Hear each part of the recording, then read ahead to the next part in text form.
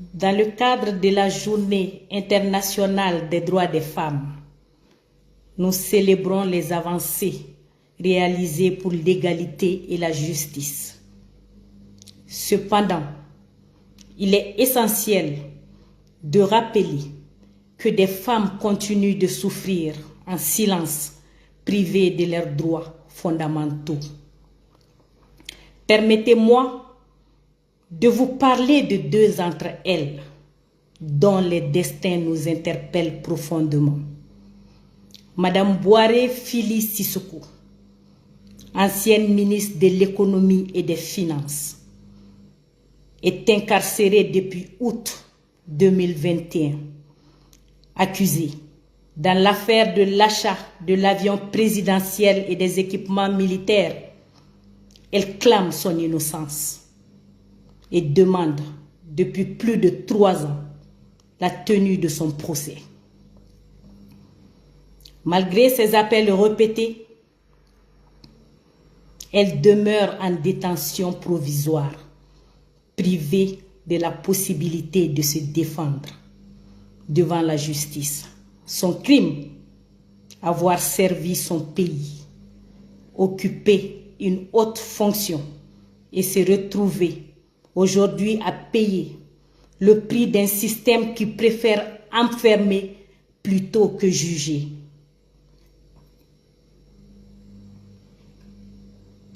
Madame Sidibé Rokia Doumbia, connue sous le nom de Rose la vie chère, est une femme engagée qui a osé dénoncer la flambée des prix et la souffrance du peuple malien.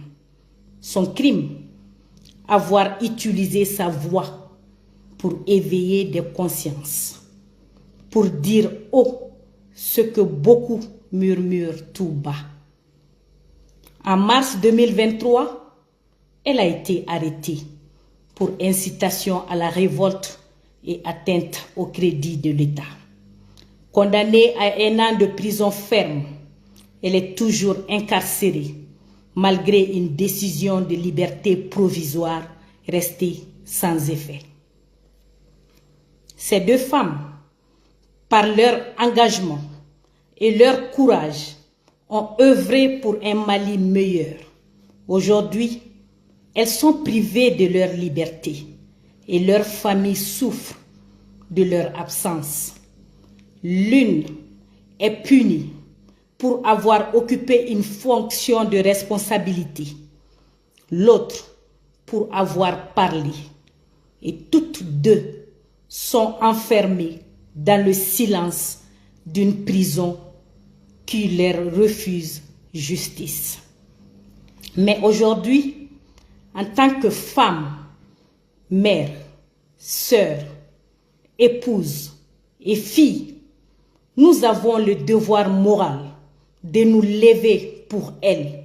Nous ne pouvons pas célébrer le 8 mars sans honorer l'esprit de cette journée, qui est celui du combat, de la résistance et du courage. Les femmes qui ont marché avant nous n'ont pas reculé devant l'adversité. Elles ont affronté l'oppression pour que nous puissions parler aujourd'hui. Alors, pouvons-nous accepter de voir deux des nôtres emprisonnés sans élever la voix?